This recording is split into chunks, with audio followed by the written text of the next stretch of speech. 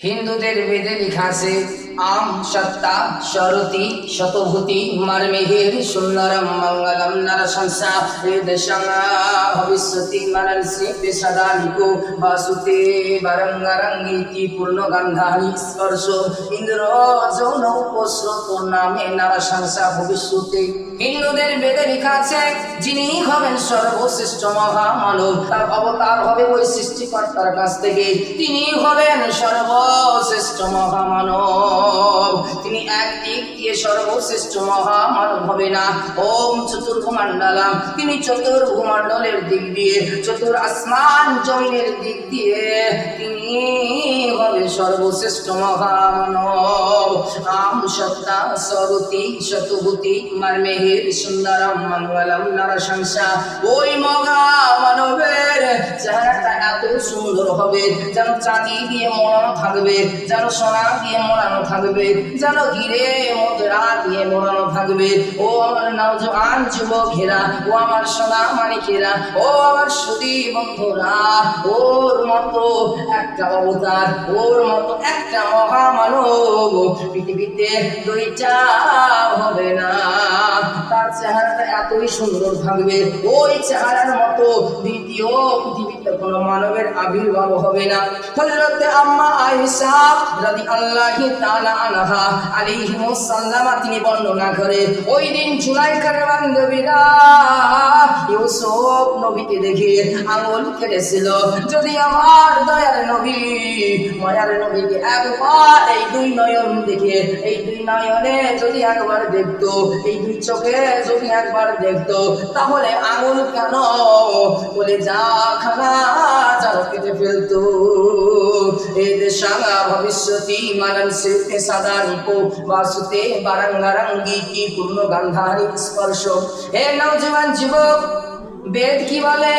পৃথিবীর মধ্যে ওই মহামানব তার দেহ হইতে যে ঘামের আবির্ভাব হয়, ওই ঘামের মধ্যে হইতে যেন খুশবুর আবির্ভাব হবে, সুগন্ধ হবে, গন্ধ এমন সুন্দর হবে, ওই জান্নাত চেয়ে উত্তম গন্ধ তার দেহ মোবারক হইতে, তার ঘাম মোবারক হইতে পাওয়া যাবে। ওই গন্ধের দ্বারা দেশের মানুষের মন পবিত্র হবে। ও নওজোয়ান যুবকেরা, ও আমার সোনা মানিকেরা, ও আমার সুধী বন্ধুরা, ওই মহামানবটার নাম কি হবে? বেদ বললে ইন্দ্র জন উপস্রোত নামে নরশংসা। ওই মহামানবটার নাম হবে নরশংসা। যার বাংলা করলে হবে প্রশংসিত, যার আরবি করলে হবে মুহাম্মাদুর রাসূলুল্লাহ। ও আমার নওজোয়ান যুবক, ও আমার শিক্ষিত ভাইরা, ও আমার সামানিক সাহায্য বন্ধুরা, পৃথিবীর বুকে ভূমণ্ডলের বুকে ওই মহামানব, ও মহানাম, ওই মহানবী রাসূল পাক আলাইহিস সালামের যদি আদর্শখানা গলায় ঝুলিয়ে নাও, যদি কালামখানা বুকে করে নাও, ওর কথা মতো যদি চলতে পারো, ইহকালে ভালো হয়ে বাঁচতে পারবে, পরকালে হাসতে হাসতে জান্নাতে যাবে। ও আমার নওজোয়ান যুবকেরা, একবার এই দিক যাব, একবার এই দিক যাব, একবার উত্তরে যাব, একবার দক্ষিণে যাব, ঘুরে আবার মুর্শিদাবাদে আসবো। ও নওজোয়ান যুবকেরা, ওই দিন গৌতম বুদ্ধ কি করেছিল? ওই দিন গৌতম বুদ্ধের হাঁটুর নিচ হইতে ওই পোকা বুঝেন, ওই পোকাতে গিয়েছিল। ওই দিন এই অবস্থা দেখে সারা বিশ্ব হইতে ওই গৌতম বুদ্ধ শিষ্যরা গৌতম বুদ্ধকে দেখতে এসেছিল। ওই শিষ্যরা গৌতম বুদ্ধকে বলেছিল, হে আমাদের গুরুদেব, আপনি বলে দিন, আপনি তো এখনকার মতো গৌতম বুদ্ধ, আপনি মানুষ তো মরণশীল জীব, মানুষ তো মরণশীল জীব, আপনি আজ থাকতে পারেন কিন্তু কাল নাও থাকতে পারেন। ও আমাদের গুরুদেব, আপনার পরে বুদ্ধকে হবে। ওই দিন গৌতম বুদ্ধ তার শিষ্যদের বলেছিল, I am not first Buddha, আমি পৃথিবীর মধ্যে, আমি ভূমণ্ডলের মধ্যে সর্বশ্রেষ্ঠ বুদ্ধ না, আমার পরে আর একটা বুদ্ধের আবির্ভাব হবে। ওই দিন গৌতম বুদ্ধ শিষ্যরা গৌতম বুদ্ধ বলেছিল, হে আমাদের গুরুদেব, ওই বুদ্ধটার নাম কি হবে, ওই ফার্স্ট বুদ্ধটার নাম কি হবে, ওই পরিচয়টা আমাদের একবার দিয়ে দাও, ওর ঠিকানাটা আমাদের একবার দাও। ওই দিন গৌতম বুদ্ধ তার শিষ্যদের বলেছিল, তার নামটা হবে নারাশংসা, তার বাপের নাম হবে বিষ্ণু জলসা, তার মায়ের নাম হবে সুমতি। নারাশংসার বাংলা করলে হবে প্রশংসিত, যার আরবি করলে হবে মুহাম্মাদুর রাসূলুল্লাহ। বিষ্ণু জলসা, তার পিতার নাম হবে বিষ্ণু জলসা। বিষ্ণু মানে হচ্ছে সৃষ্টিকর্তা, বিষ্ণু মানে হচ্ছে আল্লাহ, যশা মানে হচ্ছে দাস, তিনি হবে আল্লাহর দাস। যার বাংলা করলে হবে আল্লাহর দাস, যার আরবি করলে হবে আব্দুল্লাহ। তার মায়ের নাম হবে সুমতি। সু কথার অর্থ হচ্ছে সুন্দর, মতি কথা অর্থ হচ্ছে মন, তার মনটা ভীষণ সুন্দর। যার আরবি করলে হবে আমিনা। ও আমার নওজোয়ান যুবকেরা, ও আমার সোনা মানিকেরা, পৃথিবীর বুকে ভূমণ্ডলের বুকে মানব জাতি রয়েছে। ওই কোরআন এতই সুন্দর কথা বলে, বেদ এতই সুন্দর কথা বলে, ত্রিপিটক এতই সুন্দর কথা বলে, যে কথা শুনে মন যারা সেই রাসূল পাক আলাইহিস সালামের প্রেমে মজে যায়। তোমরা মাথার মগজটার মধ্যে যদি গোবর ভরা থাকে, বাবা মার গোবরটা বের করে ফেলে নতুন কিছু করে নাও। ইহকালে ভালো হয়ে বাঁচতে চাও, ইহকালে সুখ শান্তি পেতে চাও, ওই রাসূলুল্লাহর দামান খানা ধরে নাও, ইহকালে ভালো হবে। সমাপটা সোনার সমাপ হয়ে যাবে। কোরআনুল মাজিদের মধ্যে ঘোষণা করে দিয়েছেন, সূরা নম্বর 4, সূরা নম্বর 3, সূরা আল ইমরান আয়াত নম্বর 103। আল্লাহ পাক রব্বুল আলামিন বলেন, ওয়াতাসিমু বিহাবলিল্লাহি জামিআন ওয়া লা তাফাররাকু। পৃথিবীর বুকে তুমি হিন্দু হও বা মুসলমান হও, পৃথিবীর বুকে জৈন হও বা খ্রিস্টান হও, তুমি এ দলের হও বা ওই দলের হও, তুমি বাঙালি হও বা বিহারি হও, তুমি উড়িষ্যা হও বা পাঞ্জাবি হও, তুমি আরবি হও বা তুমি জৈনিক হও, যেই হও না কেন অসুবিধা নাই। ওই আল্লাহর দিল রঞ্জনকে কোরআন বুকে করে নাও, কোরআনকে বুকে আঁকড়ে ধরে নাও, ইহকালে ভালো হবে, পরকালে হাসতে হাসতে তুমি জান্নাতে যাবে। ও আমার নওজোয়ান যুবকেরা, ও আমার সোনা মানিকেরা, ও আমার সুধী বন্ধুরা, আল্লাহর দুই ঘোষণা, 1 নম্বর হচ্ছে রাসূলুল্লাহ, 2 নম্বর হচ্ছে কালামুল্লাহ। ও আমার নওজোয়ান যুবকেরা, ওই রাসূলুল্লাহকে ভালো করে বুকে ধরতে পারো, ওই কালামকে ভালো করে বুকে ধরতে পারো, তোমার ইহকালে তুমি লাভবান হবে, পরকালে তুমি কামিয়াবি হয়ে যাবে। ওই বেঈমান, ওই নরেন বুথ লেখিকা, ওই বেঈমান নরেন বুথ লেখিকা বলেছিল, আমি ওই কোরআনের ভুল বের করব, আমি নবীর চরিত্রে দাগ দিয়ে দেব। ওই দিন নরেন বুথ লেখিকা সাংবাদিকের সামনে বলেছিল, এ সাংবাদিকরা তোমরা শুনে নাও, এই পৃথিবী হইতে ভূমণ্ডল হইতে মুসলিম আমরা রাখবো না, ওই কোরআনের মধ্যে ভুল বার করব, ওই নবীজির আমরা চরিত্রে দাগ দিয়ে দেব, এবং মুসলিম এবং মুসলমান ধর্মকে, ইসলাম ধর্মকে আমরা পৃথিবী থেকে মুছে ফেলবো। ওই নরেন বুথ লেখিকা কোরআন পড়তে শুরু করলো, কোরআন রিসার্চ করতে শুরু করলো, দিনের পর দিন কাটে, 1 মাস পেরিয়ে যায়, 2 মাস পেরিয়ে যায়, 1 বছর পেরিয়ে যায়, 2 বছর পেরিয়ে যায়। এই 2 বছরের মধ্যে ওই নরেন বুথ লেখিকা একবার না 2 বার না 52 বার যেন কোরআন পড়েছে। কবার বাপ 52 বার যেন কোরআন পড়লো। ওই দিন নরেন বুথ লেখিকা তার দেহে, তার শরীরে যেন সুন্নাতি পোশাক পরে নিল। ওই দিন সাংবাদিকরা ওই নরেন বুথ লেখিকাকে বলেছিল, এ নরেন বুথ লেখিকা, তুমি কিসের জন্য এই সুন্নাতি পোশাক পরলে? নরেন বুথ লেখিকা ওই দিন সাংবাদিকের সামনে বলেছিল, এ সাংবাদিকরা, তোমরা শুনে নাও, পৃথিবীর মধ্যে আমি ইসলামের বিরুদ্ধে আমি তর্ক তর্ক করেছিলাম আমি ইসলামের ওই ধর্মগ্রন্থের মধ্যে হইতে ওই কোরআনের মধ্যে ভুল বার করতে পেরেছিলাম, ভুল বার করতে চেয়েছিলাম, কিন্তু না, আমি কোরআনের মধ্যে আমি কোনো ভুল পাইনি।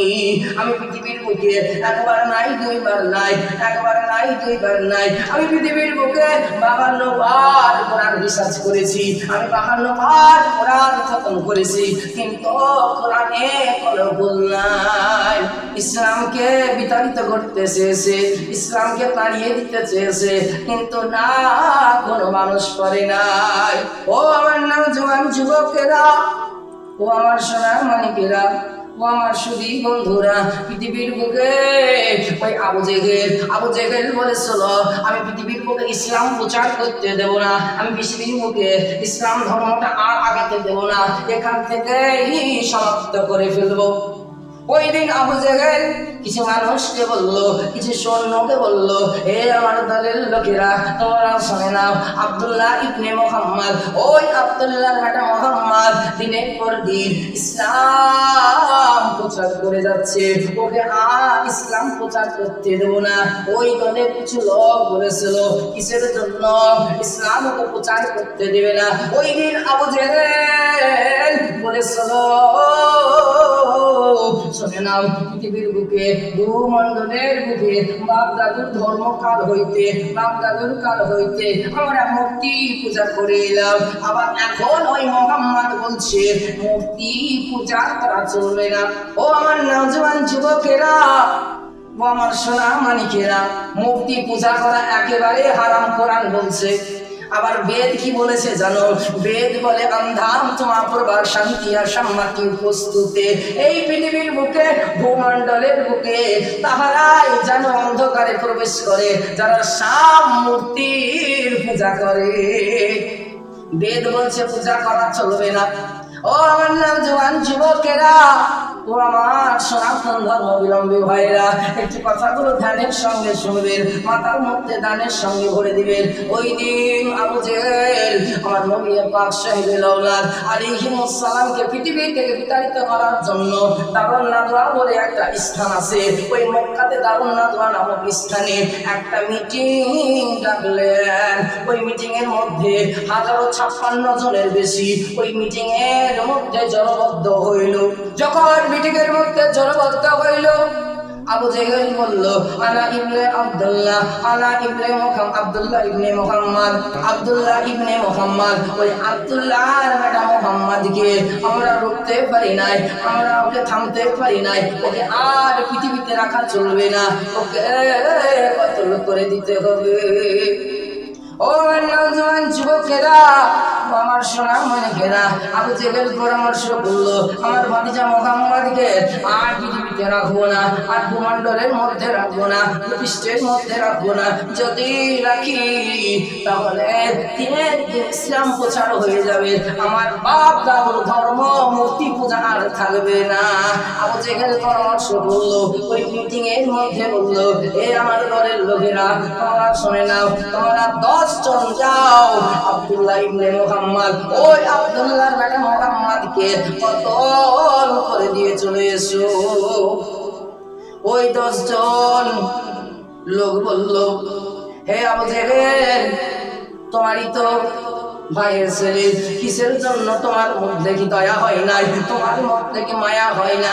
ও আবু জেহেল, তুমি শোনে না, পৃথিবীর মধ্যে যেই ব্যক্তিটা আকাশের দিকে এই শাহাদাত আঙুলের ইশারায় সাদের কলেজা ফেলে 2 দিকে করে দিয়েছে, আমরা যদি রাত্রে অন্ধকারে যাই তাহলে ওই মুহাম্মদ আমাদের দর্শনার কলেজা খানা ফেলে 2 দিকে করতে পারে কি পারে না? পারে বাপ পারে।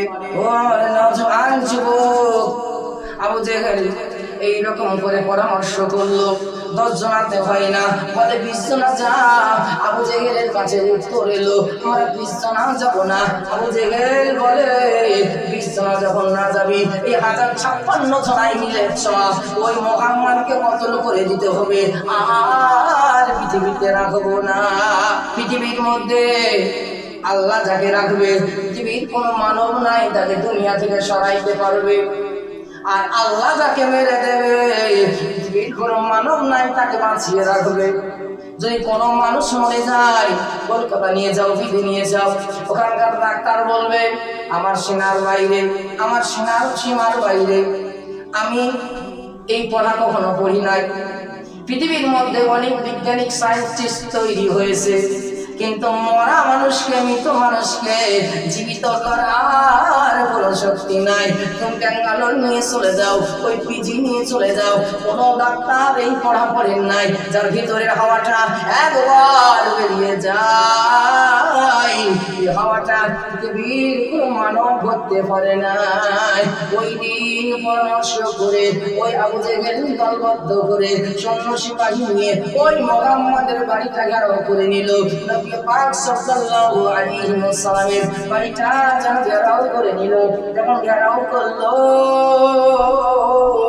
আবু জেহেল ডাক দেয়, আব্দুল্লাহ ইবনে মুহাম্মদ, এই আব্দুল্লাহ ইবনে মুহাম্মদ, ঘর থেকে বেরিয়ে এসো।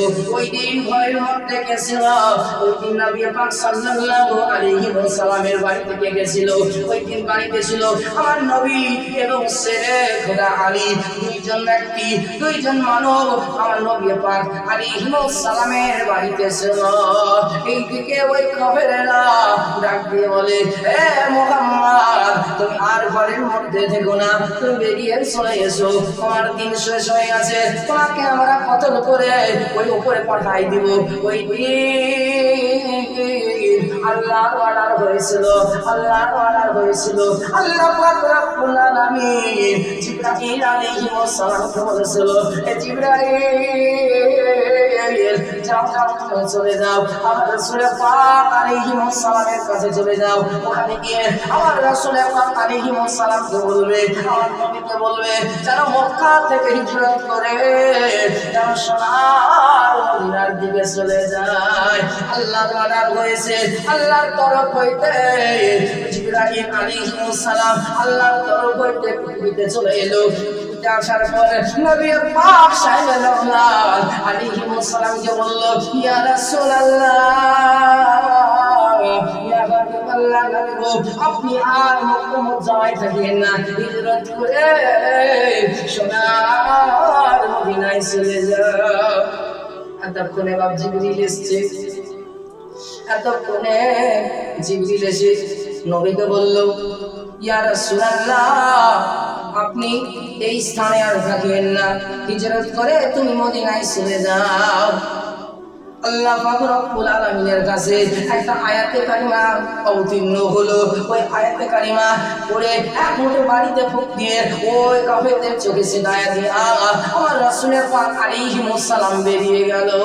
হযরত শেরে খোদা আলী কারওয়ালার রাদিয়াল্লাহু তাআলা আনহু আলাইহিস সালামকে তার ঘরের মধ্যে বিছানায় শুলায়া, বিছানায় রেখে সমস্ত হিসাব পাতি দিয়ে আমার রাসূলের পাক আলাইহিস সালাম বেরিয়ে গেল। একেবারে আবু বকরের ঘরের সামনে যেন দাঁড়ায় গেল।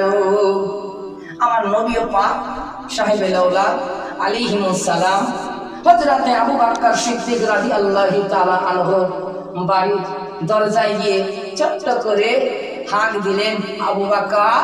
আবু বকর বললেন, লাব্বাক ইয়া রাসূলুল্লাহ। আমার নবী পাক সাহেবে লাউলাদ বললেন, হে আবু বকর, তুমি কি ঘুমাও নাই? আবু বকর বললেন, ইয়া রাসূলুল্লাহ, ইয়া হাবিবাল্লাহ, নবী গো, আপনি আজ থেকে 6 মাস আগে আমায় বলেছিলেন যে আপনি মক্কা থেকে হিজরত করে মদিনায় যাবে। ওই রাত হইতে আমি একটা রাত আমি বিছানায় পিঠ লাগাই না। জোরে একবার হবে না বাপ? সুবহানাল্লাহ হবে না বাপ? ও আমার নওজওয়ান যুবকেরা, ও আমার সোনামানিকেরা, ওই সময় আবু বকরকে সঙ্গে নিয়ে আমার নবী পাক সাহেবে লাউলাদ আলাইহিস সালাম বাড়ি থেকে বেরিয়ে গেলেন। বাড়ি থেকে চলে যায়, রাস্তা ধরে চলে যায়, ওই মদিনার দিকে চলে যায়। যেতে যেতে অনেক দূর চলে গেল। এইদিকে ওই কাফেরেরা চোখের পানি, চোখের জল মুছে, চোখের পানিগুলো মুছে একে অপরের সঙ্গে পরামর্শ করলে, নবী তো বাড়িতে নাই, নবী মনে হয় হিজরত করে চলে গেছে। এইদিকে ওই কাফেরের নবীর পিছু পিছু যেন দৌড়াতে লাগলো। নবী আমার হেঁটে হেঁটে যায়, এই কাফেরেরা যেন দৌড়াতে দৌড়াতে যায়, কিন্তু আমার নবীর সব ধরতে পারে নাই। আল্লাহ বলে আমি আমার নবীর শোক ধরতে দেব না। আমার নবী হেঁটে হেঁটে যায়, কম রাস্তা আল্লাহ করে দেয়, ওই কাফেরদের রাস্তা বেশি করে দেয়। এইরকম করতে করতে গভীর রাত পেরিয়ে গেল। একটু সামনে আগায়া একটু রাসূল পাক আলাইহিস সালামের সামনে কাদা পড়ে গেল। 3 হাতের মতো কাদা হবে। আমার নবী পাক সাহেব আওলাদ বললেন, আবু বকর দেখো এখানে কি আছে, এখানে যদি গর্ত করা থাকে তাহলে আমাদের ফেলার জন্য, এই গর্তে ফেলার জন্য নিশ্চয়ই ষড়যন্ত্র করেছে। আবু বকরকে বললেন, আবু বকর ওই রাস্তাটা, ওই কাদার মধ্যটা টিপে টিপে দেখলেন। টিপে টিপে যখন দেখলেন, তারপরে আমার নবী পাক সাহেব আওলাদ আলাইহিস সালামকে বললেন, ইয়া রাসূলুল্লাহ এখানে কোনো গর্ত নাই, এখানে কোনো কিছু নাই, চলো। ওই যুগে ওই সুযোগে হযরত আবু বকর সিদ্দিক রাদিয়াল্লাহু তাআলা আনহু আলাইহিস সালাম একটা আল্লাহর রাসূলকে পরীক্ষা করবে বললেন। আমার হযরত আবু বকর সিদ্দিক আল্লাহর রাসূলকে পরীক্ষা করবেন। কি করে পরীক্ষা করবেন? হযরত আবু বকর একটা সিদ্ধান্ত নিল, আমি এই কাদার মধ্যে শুয়ে যাব, আমি এই 3 হাত কাদার মধ্যে শুয়ে যাব। আমি শুয়ে আমার রাসূল পাক আলাইহিস সালামকে বলল, ইয়া রাসূলুল্লাহ, ইয়া হাবিবাল্লাহ, নবী গো আপনি যদি আমায় ভালোবাসেন আমার গায়ের উপর দিয়ে আপনি যাবেন, আমার পিঠের উপর দিয়ে আপনি যাবেন। এইরকম পরামর্শ করে আবু বকর রাসূল পাক আলাইহিস সালামকে বলল, ইয়া রাসূলুল্লাহ, ইয়া হাবিবাল্লাহ, নবী গো আপনি আমায় কতটা ভালোবাসেন, আপনি আমায় কতটা ভালো চোখে দেখেন, আপনাকে আজ আমি পরীক্ষা করব।